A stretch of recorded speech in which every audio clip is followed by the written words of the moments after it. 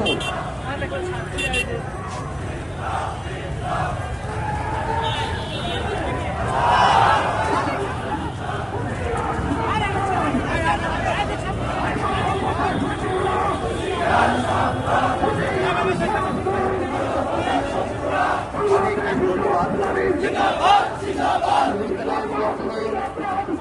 আমরা দাঁড়িয়েছি, আমাদের ভাইরা দাঁড়িয়েছে, সামনের একটা মিছিল যাচ্ছে ফিলিস্তিনের জন্য, ফিলিস্তিনের শিশুদের রক্ষা করার জন্য, ফিলিস্তিনের নাগরিকদের রক্ষা করার জন্য।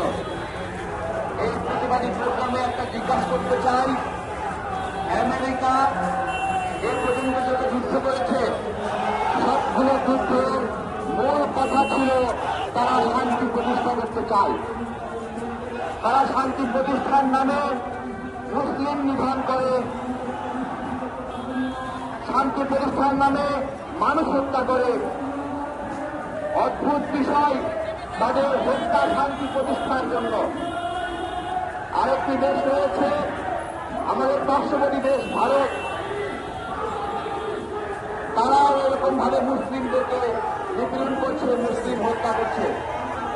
মুসলিম নিপীড়নের ক্ষেত্রে ভারত, আমেরিকা, ইসরায়েল তিনটে জোট।